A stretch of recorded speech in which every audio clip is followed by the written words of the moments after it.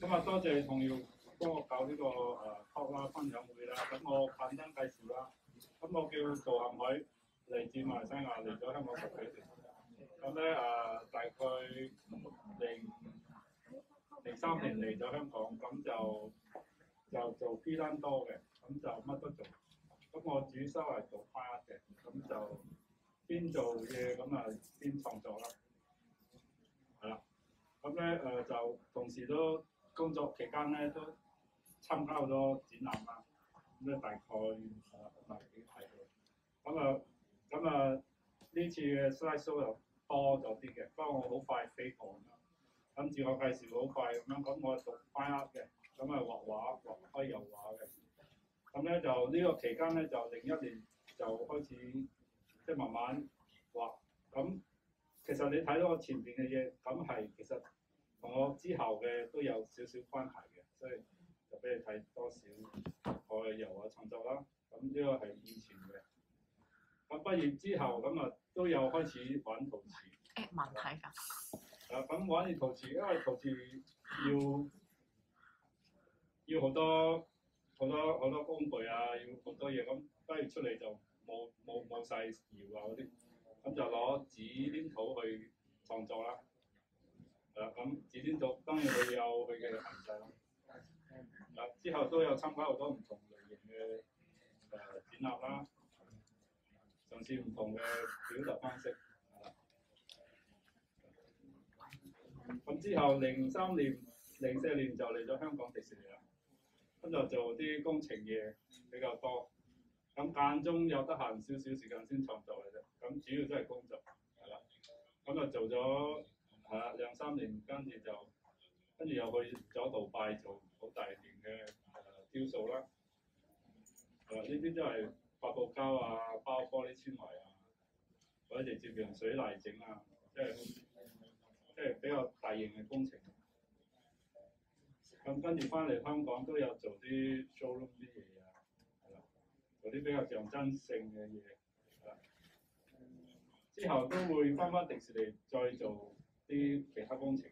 呢個係灰熊山谷其中一 part 嗰啲樹木嗰啲，其實都係人手挑嘅，就唔係開模嘅。因為我就跟咗日本師傅，佢哋喺日本嗰度過嚟，咁就教識我好多好特別嘅技巧，得迪士尼先會用嘅技巧咯。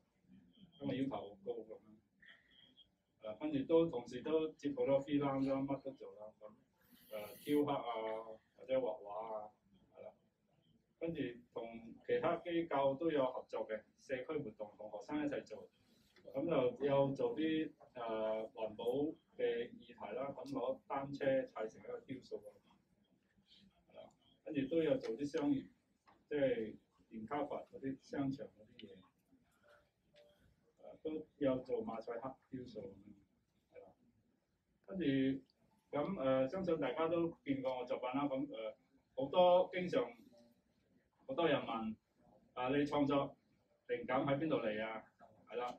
呢個最主要嘅話題啦，咁我就簡單講啦。咁靈感啲嘢就係有時係好早已經入腦，或者係之後你見到嘅嘢，你再慢慢沉澱默化先變出嚟嘅，就唔會話直接抽一模一樣出嚟嘅。係啦。咁我有我嘅方式啦，咁每個人都唔同啦。咁早期咧就對非洲面具就好有感覺，就中意嗰啲好土、好硬，或者係好特別有佢個靚啦，非洲面具咁啊，就模仿少少啦，係啦。咁我講翻我少少背景，因為我細個係喺郊外成長嘅，咁屋企人養豬啊，有啲農場啊，種啲木瓜咁樣，嗰陣時就同動物成長啦，咁就覺得動物就比較對人仲親切過係啦人類啦，咁咯，係啦。咁咧就我創作入邊都好多有動物嘅影子嘅。咁呢個係啦非洲一個雕塑，咁我見到佢嘅時候咧，佢啲紋好吸引我。係啦，咁佢係非洲，呢個係銅雕嚟嘅。咁我模仿啦，即係所有創作者開始嘅時候都係模仿嘅。咁你中意嗰個嘢，你模仿先，咁先慢慢玩自己嘅嘢。咁啊，模仿佢啲文。咁有時就會喺地鐵站見到個人，咁就會入咗路㗎啦，即係無意中咁就做嘅時候就唔會照住個相做嘅，做完之後隔咗一排覺得好傻，湊翻啲相，就見到原來我曾經見過呢個人咁咯。咁下次就唔好坐我對面啦，地鐵度。係啦，咁唔好意思影咗佢咗，係啦。跟住有時都係喺電視機嘅。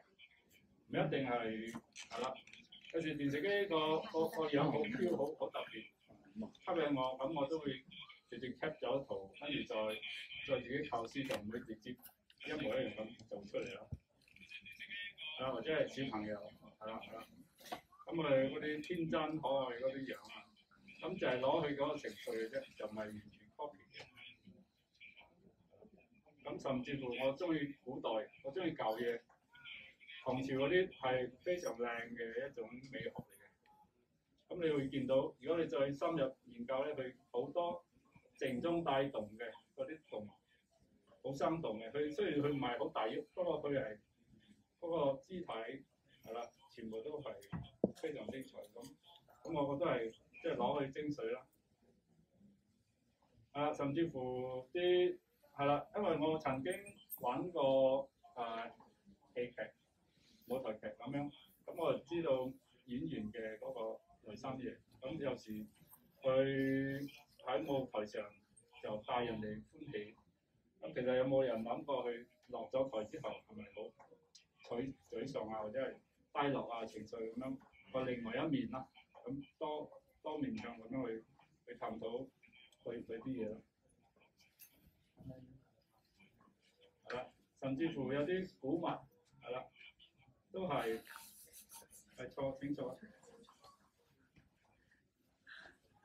古物都有啲文啊文理啊，所以都係我靈感之一啦。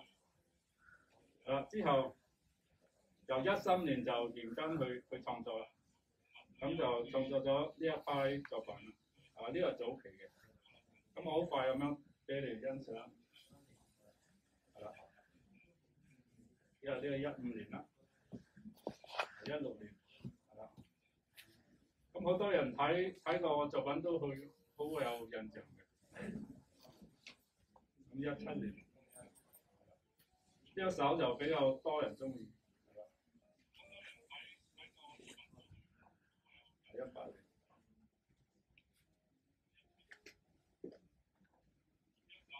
呢個2020年啦，最新，21年。如果大家有問題可以直接問嘅，係啦。呢個最新21年，咁我除咗做嗰一系列咧，我都會分支嘅，因為創作上咧有時好多野生嘅嘢入嚟，咁我都會分支做啲唔同嘅。咁呢個係人獸系列啦，咁就比較細件嘅。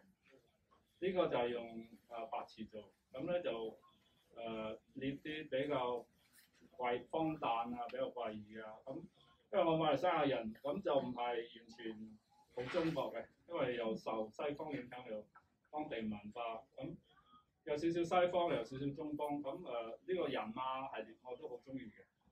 咁呢個係希臘嗰啲人馬啦，咁再加翻我自己嘅睇法，咁我覺得咁樣呈現。有時就係好樸素嘅，即係。有時喺沙灘玩石頭、搭石頭咁樣，都會有啲感覺，即係可以做啲 raw 啲，不過又見到嗰件事嘅。呢個系列都做咗好勁嘅。有時就荒誕啲，比較鬼怪，即係嗰啲手掌啲人啦，即係都係喺人馬嗰度演變出嚟。咁呢個就係上次喺童謠展覽有展嘅作品啦，係啦，有啲狗啊呢啲動物我都係好中意，有啲人鳥啊喺度自己傾偈啊，係啦，同埋手都係我主要嘅其中嘅元素之一。除咗做圖，我都有嘗試做銅嘅，係啦，因為主要一開始我做雕塑嘅時候想做銅，不過銅咧就成本太高，咁每次做翻嚟唔係咁理想，唔係我想要嘅，因為我整嘅時候就好多仔細，咁佢鑄完銅咧佢會減咗30%左右，咁咧個師傅幫你打磨，佢又唔識，唔係雕塑家，咁佢求其咁樣幫你打磨，乜嘢仔細都冇晒，所以我就唔係好做好多咯。同埋成本都好高，所以就唔可以做好多隻。咁啊，之後先喺陶瓷嗰度再做多啲咯。係啦，不過我都會 keep 住每1-2年都會做1-2件唔同嘅銅，因為有啲銅係有啲人會中意，就因為銅係唔會打爛。當然銅嘅感覺同陶嘅感覺係唔同嘅。銅嘅感覺就比較凍啲，係啦，陶就會温暖少少咯，有少少呼吸嘅感覺。係啦，不過我呢啲色咧全部都係我自己在上，因為銅係啦，因為啲工匠就幫你上到好似工藝品嗰啲，咁我就自己鑽研自己，盡量去接近翻陶嘅嗰個顏色咯。除咗以上咁，我都要做好多系列呢個面具。咁面具就係半複製嘅，咁啊就一色可以做好多份，咁樣就可以 copy， 跟住就對每個面孔咧就可以加翻啲間接口鼻，加啲唔同嘅嘢，係啦。咁啊令成件事就唔係一模一色嘅嘢咯。係啦，就算同樣嘅一個帽，係啦，都可以變化好多唔同嘅面貌啦。係啦，跟住我都曾經都有去參加過啲柴燒班咁樣。係啦，咁相信有啲人了解咩係柴燒，有啲人仲未清楚嘅。咁未柴燒之前咧，一定要素燒啦。咁要980度素燒咗，成形咗，跟住先會攞去柴燒1300度以上嘅。咁啊，一前一後啦，咁燒完出嚟就唔同啦，係啦。咁呢個就係我哋參加工作坊當時燒出嚟，同一齊好多人喺度燒嘅。好，跟住就17年啦，有好多社會活動，咁嚟我工作室，即係上工作坊啦，係啦。跟住有去小學嗰度教啦。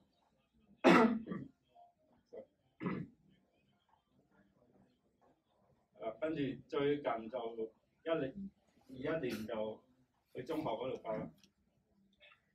咁呢間係個中學，就啲學生咧，平時咧就啲老師就 feedback 俾我知，咁佢哋可能喺其他科目嗰度冇咁好成績，咁佢哋對呢個科學即係呢個美術咧就好有興趣，就俾我諗翻我當年我都係咁嘅，即係讀唔成書嘅，做手工藝就好有興趣。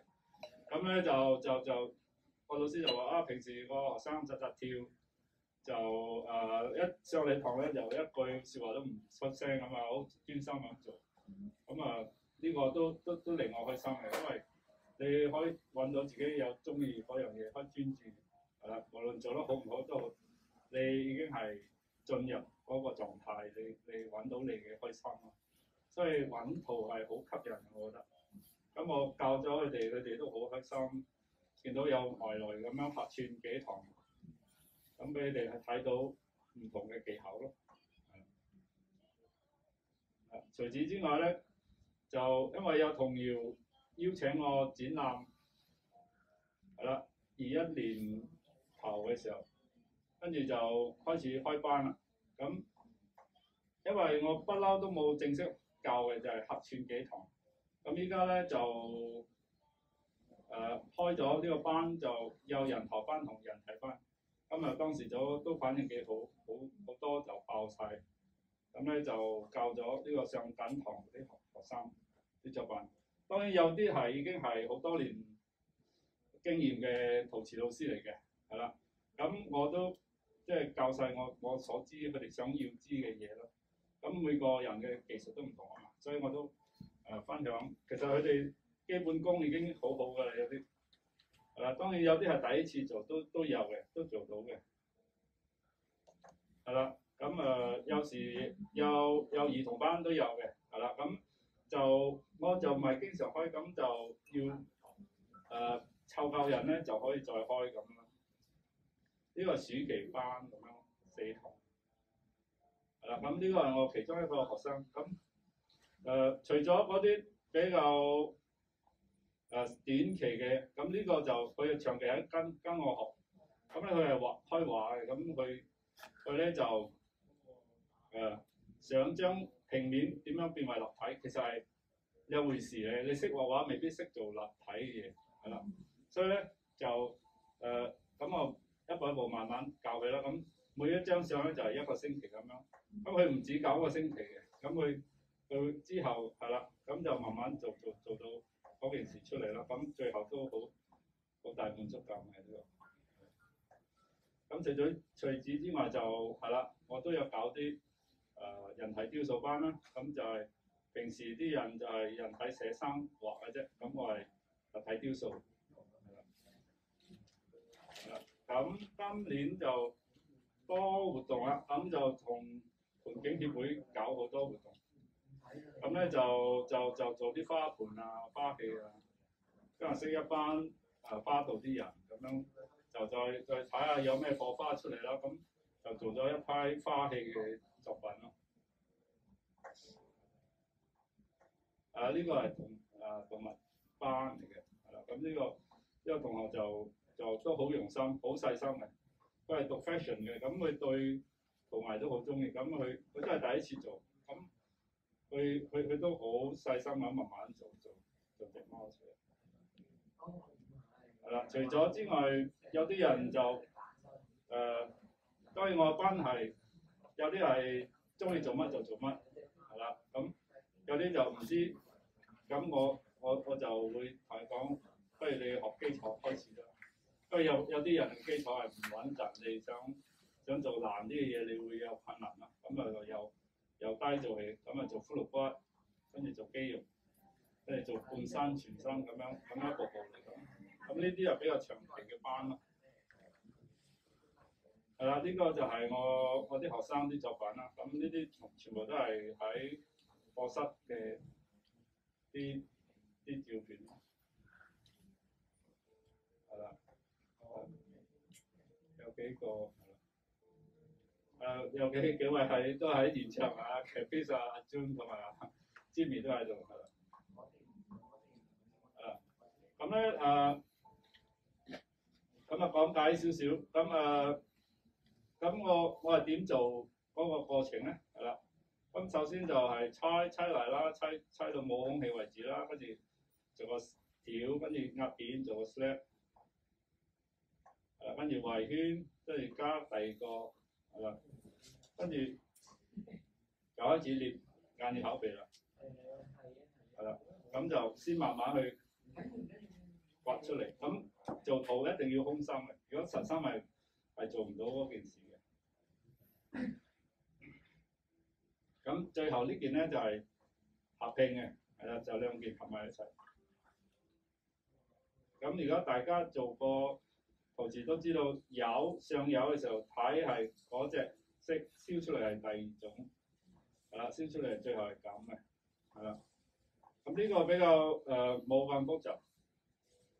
咁最複雜就做人體全身嘅，因為泥你要2隻腳動起嚟，其實係好難。當你濕嘅時候冇可能企到嘅，所以你要分段，你要令到佢腳差唔多硬到90%啦，咁你先駁上去。所以你事先就要預咗嗰個 size 個姿勢，所有啲嘢就要諗好先啦，係啦，就唔可以話你擺上去唔啱我改姿勢，我手要擺落嚟咁啊，就好大工程要改啦，係啦，咁呢度有少少嘅片啦，可以睇下好快咁樣睇下點做。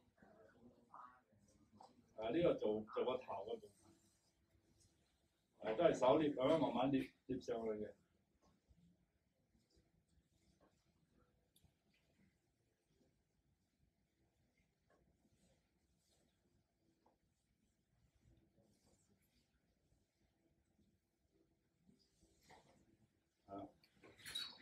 跟住第二個咧就係做個手，係啦。咁有時要擺入去焗快啲乾，咁嘅手獨立分開咁樣做，係啦。做晒啦，跟住再攞出嚟，係啦，再補。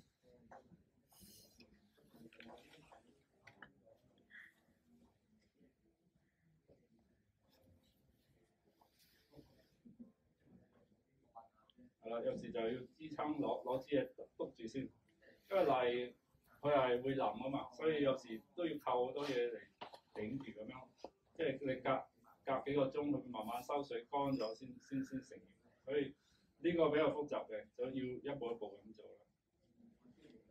係啦，跟住呢個示範個手掌啦。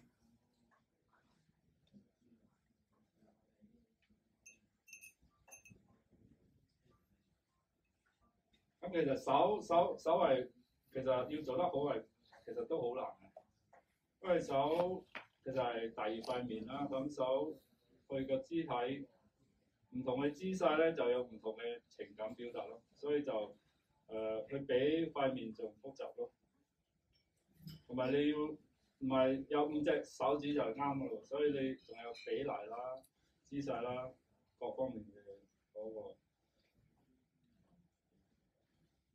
咁頭先嗰個做出嚟就係係啦，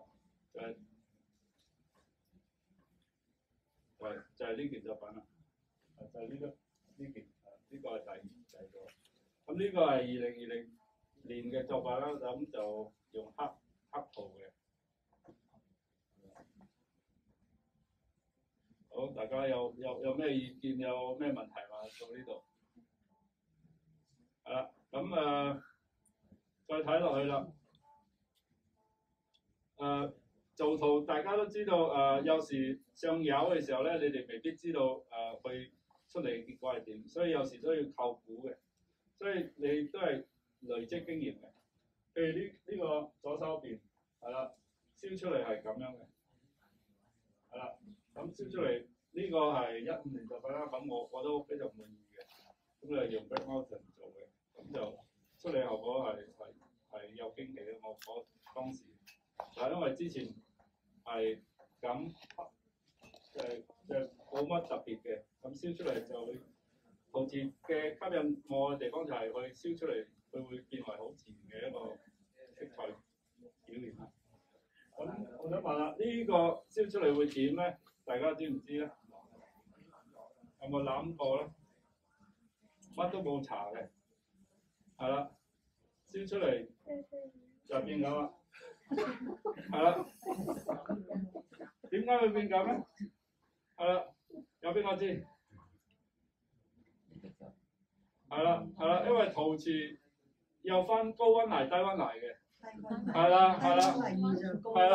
啦，所以我初學嘅時候咧就乜都試，咩泥都試，係啦，咩都試勻晒。咁有時低溫泥、高溫燒唔記得啦，我當初攞嚿泥就做完就燒完我哋識錯，哇變成咁，係啦，跟住好大鑊啦，就要執爛個窯，係啦，個窯都補咗無數次㗎啦，係啦，連個發熱線都斷埋，我哋重新駁翻又好大工程整翻，所以呢啲嘢都係啦，因為我唔係讀陶瓷出身啊嘛，我讀畫畫出身，咁都係半路出家咁樣跟老師學幾個月，跟住就膽粗粗就買個窯，一定要做啦，咁係啦，咁就不斷失敗都無數次，所以做陶嘅人初期係好多失敗嘅，係啦，嗱呢啲就係我失敗嘅作品啦，有空氣會爆啦，或者係撞到又會跌啦，呢個都係低溫泥高溫燒，譬如就冇用晒，用到一半咁樣，係啦，都變晒形，跟住有啲係唔滿意嘅，或者係即係爛咗一半嘅，咁都要浸去跟住重用咯，係啦，所以學陶咧學陶嘅人，我覺得有咩事未見過咧，失敗就失敗咯，咁再嚟咯，係，咁就會好坦然咁樣，又發生咩事有乜大不了咁發生，冇得揾教，唯有重來嘅啫。係啦，咁我覺得學徒係一種修養，係啦，可以慢慢你訓練你嘅。如果你係心急嘅人，你好暴躁嘅人，你試多幾次呢種情形，你都會平靜落嚟啦。係啦，跟住就係啦，我都開心參加呢個活動啦，咁識得新朋友咁樣，大家交流，大家遇到同樣問題啊，遇到你用嘅油點燒啊，大家交流咁樣都好開心嘅。咁呢個係之後即係16年參加籌比賽入選嘅，係啦，最後都係俾美術館收藏其中一件啦。呢個係童謠第一次同我搞幾個人係啦，應該6個7個展覽嘅，當時同日仲喺東街嗰度。咁呢個係最新嗰次啦，百泰觀賞啦，咁係我個展啦。咁呢個就係我開班嘅嗰個 poster， 就係咁啦。多謝觀賞。好，多謝。好。